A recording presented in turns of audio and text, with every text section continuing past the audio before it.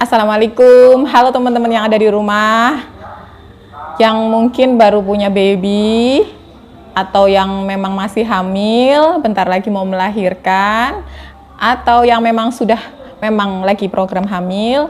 Pasti pengen dong kalau memang punya baby, pengen memberikan ASI eksklusif ya.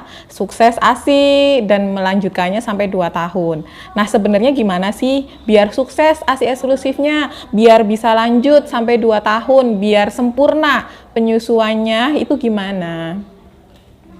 Sebenarnya gini loh teman-teman,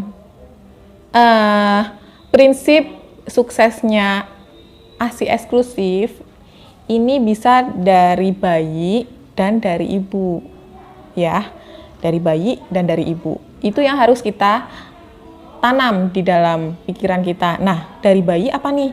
Kalau dari bayi, kalau misalkan bayinya aktif, bayinya sering menyusu, itu nanti produksi ASI dan ASI yang akan keluar itu akan berlimpah. Intinya seperti itu, semakin sering, semakin banyak, semakin intensitasnya tinggi untuk menyusui, nanti ASI yang akan keluar banyak. Nah, terus kalau dari ibu apa nih? Kalau dari ibu, kalau misalkan ibunya happy, ibunya enjoy, ibunya menikmati masa-masa menyusui, nggak stres, nah itu akan membuat ASI yang keluar, ASI yang diproduksi itu juga makin banyak. Nah, kalau dari bayi udah aktif, ibunya nggak stres, ibunya happy, otomatis itu tidak akan ada hal yang menghalangi untuk memperlambat proses menyusui dan produksi ASINya akan semakin berlimpah. Itu yang harus diingat ya teman-teman. Terus gimana nih cara membuat biar bayinya itu sering menyusui sama biar ibunya happy terus, ya kan? Nah, kalau buat babynya yang punya baby udah aktif dari lahir, ASI menyusuinya udah hebat, udah pinter, alhamdulillah ya teman-teman, berarti tidak ada masalah pada bayinya. Nah, sekarang buat teman-teman di rumah yang punya baby tapi babynya itu sering tidurnya itu lebih dari 2 jam. Nah, ini jangan disepelekan ya teman-teman, kita harus waspada karena kalau misalkan bayi yang baru lahir tidur terus lebih dari 2 jam ya, dia tidak menyusu, itu sebenarnya bukan anteng, bukan nurut, tapi nanti itu akan mengakibatkan ikterik pada bayi baru lahir. Ikterik itu kuning ya teman-teman, nanti kalian bisa cari infonya di Google atau nanti tanya ke dokter atau bidannya.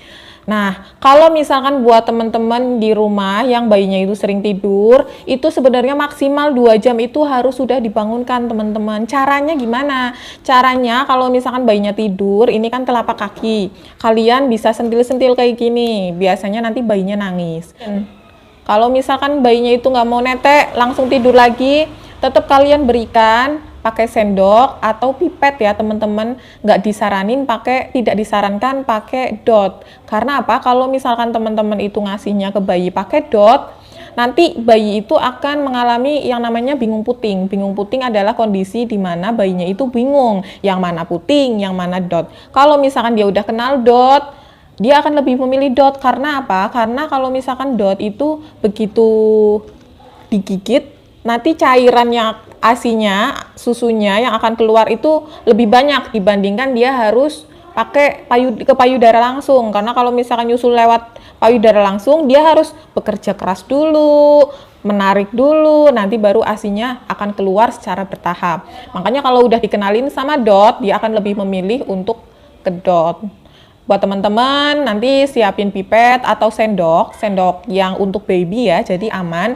Jadi kalau misalkan bayinya itu nggak mau menyusu 2 jam itu pakai sejam sekali atau 2 jam sekali kalian kasih pakai sendok ya.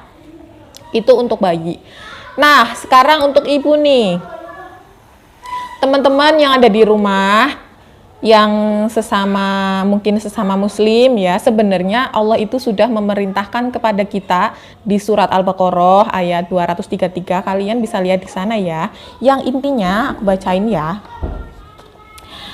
Sebenarnya ini yang artinya para ibu hendaklah menyusukan anak-anaknya selama 2 tahun penuh, yaitu bagi yang ingin menyempurnakan penyusuannya. Jadi gini, kalau misalkan memang Allah sudah memerintah, otomatis Allah itu akan mencukupkan rezeki untuk kita, ASI juga akan tercukupi ya. Jadi tidak usah khawatir. Kita yakin aja di dalam pikiran kita, kita harus menanamkan bahwa yakin ASI saya cukup, yakin ASI saya itu lebih dari cukup untuk kebutuhan bayi.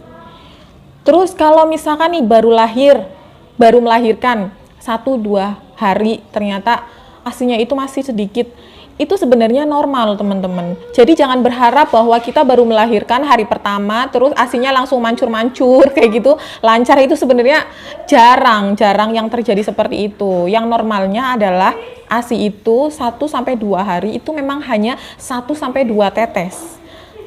Tapi yang 1-2 tetes itu sebenarnya cukup, karena memang Allah tahu kebutuhan untuk bayinya memang segitu gitu loh. Karena lambung bayi itu masih sangat kecil teman-teman. Jadi memang yang tahu kebutuhan makhluknya ya memang Allah. Memang Allah ngasih segitu, setetes 2 tetes, karena memang kebutuhannya memang cukupnya segitu. Jadi nggak usah khawatir ya, nggak usah parno, dan nggak usah bermimpi di dalam pikiran langsung 1-2 hari kok nggak mancur-mancur ya ASInya, terus langsung panik. Nggak usah panik, sabar, karena memang itu normal ya, santai. Terus sekarang untuk mengendalikan pikiran ibu menyusui biar nggak stres, nah sebenarnya sumber dari stres itu apa sih? Sumber dari stres biasanya gini loh teman-teman, bukan hanya terpaku pada stres ibu menyusui itu berarti berantem nih sama keluarga atau sama suami, itu nggak hanya seperti itu, mungkin ada tapi bukan hanya seperti itu ya teman-teman.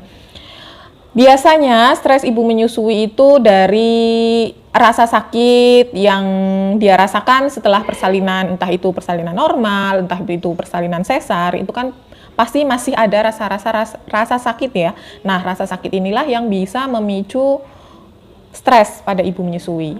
Yang kedua adalah biasanya mitos nih atau komentar negatif dari teman, dari tetangga, mungkin dari teman-teman kita yang jenguk, yang biasanya dia itu ada yang banyak yang menyangkut pautkan dengan mitos ibu menyusui. Misalkan lagi nyusuin, tiba-tiba ada teman atau tetangga ya, loh kok ibu menyusui makan ini, kok ibu menyusui seperti ini, kok seperti itu. Nah, itu yang membuat ibu menyusui itu stres. Apalagi anak pertama yang memang kurang banget informasi tentang bagaimana harus menyusui, bagaimana harus merawat anak, itu akan lebih memicu stres pada ibu menyusui. Nah, solusinya buat ibu menyusui yang pertama, kalau misalkan memang ada permasalahan keluarga, itu harus cepat diselesaikan biar tidak memicu stres. Yang kedua, kalau misalkan rasa sakit pada saat melahirkan, itu akan sembuh dengan sendirinya. Jadi kalian itu harus yakin selama kalian itu menjaga kebersihan, menjaga pola makan, tidak ada pantangan makanan apapun, selama tidak berlebihan, insya Allah luka bekas persalinan, entah persalinan normal atau persalinan sesar, itu akan cepat sembuh ya teman-teman. Terus kalau misalkan ada komentar negatif dari teman atau tetangga yang berhubungan dengan mitos-mitos negatif yang memang kalian bingung, terus ini benar nggak sih? Sebaiknya kalian itu langsung konsultasi sama bidan atau dokter yang memang menangani kalian. Atau dari internet juga ada, dari buku juga banyak tentang menyusui ya teman-teman. Jadi biar kalian itu dapat informasi yang memang akurat, yang memang jelas jawabannya itu seperti apa. Jadi ada sumbernya gitu ya teman-teman. Jadi tidak dipendam sendiri, karena kalau misalkan dipendam sendiri yang ada nanti stres. Kalau misalkan kalian stres, yang jadi korban itu siapa? Yang jadi korban itu baby kalian. Karena harusnya ASINya melimpah, karena kalian itu stres, jadi ASINya itu berkurang. Nah, gitu, rugi banget kan. Makanya kalau misalkan ada komentar negatif, nggak usah ditelan mentah-mentah, nanti kalian memang tampung saja, nggak apa-apa. Kalau perlu dicatat, nanti pas kunjungan ulang ke bidan, ke dokter, kalian tanyakan di situ. Jadi kalian dapat informasi lebih akurat lagi. Ya, nah itu yang kalau misalkan memang masalahnya udah selesai, otomatis kalian itu kan lega. Nah, kalian bisa happy, bisa enjoy dalam masa penyusuan.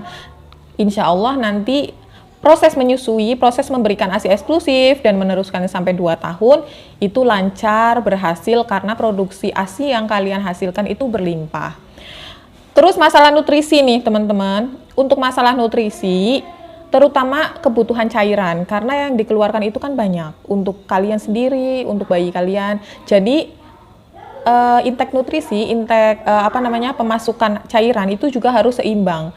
Untuk ibu menyusui itu sekitar 14 gelas per hari ya untuk kebutuhan airnya. Kalau misalkan memang teman-teman di rumah bingung udah berapa gelas nih, nggak mungkin kan kalian ngitung satu gelas itu kan membingungkan.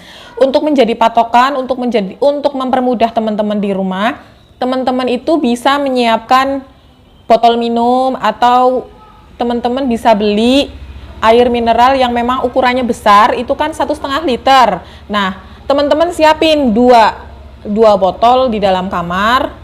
Nah, itu khusus untuk kalian minum, itu khusus untuk kalian untuk menjadi takaran nih. Satu hari itu habis nggak nih dalam 2 botol itu? Kalau misalkan baru habis 1 botol berarti cairan kalian kurang. Tapi kalau misalkan dari dalam 24 jam kalian bisa menghabiskan 2 botol itu, berarti kebutuhan cairan kalian itu sudah cukup dan terpenuhi gitu. Itu untuk mempermudah ya teman-teman ya, mempermudah kalian biar nggak ngitung-ngitungin gelas udah berapa kali, pasti kalian lupa ya, apalagi sibuk kan sama babynya kalau udah menyusui gitu. Pokoknya di dalam pikiran kita harus tertanam bahwa kita harus yakin kalau perintah Allah itu insya Allah akan cukupkan rezeki untuk kita, ASI-nya juga akan cukup, bahkan melebihi. Intinya sih seperti itu, harus yakin, harus merubah mindset kita bahwa ASI-nya nggak cukup, itu kita tidak boleh merekam kata-kata itu, karena kalau kita merekam kata-kata itu, otomatis itu akan mempengaruhi produksi ASI di dalam tubuh kita. Jadi jangan pernah berpikir bahwa stres itu tidak mempengaruhi proses produksi ASI dan menyusui, karena itu sangat berpengaruh besar juga terhadap kelancaran ASI gitu. Mungkin itu aja video tentang kunci sukses untuk ASI eksklusif dan bisa diteruskan sampai 2 tahun untuk menyempurnakan penyusuan. Semoga video ini bermanfaat buat teman-teman yang ada di rumah. Sampai jumpa di video selanjutnya. Yang belum subscribe, jangan lupa untuk tekan tombol subscribe sebagai bentuk dukungan teman-teman biar channel aku itu lebih maju lagi, biar aku bisa memberikan informasi yang lebih bermanfaat lagi buat teman-teman semua. Sampai jumpa. Wassalamualaikum.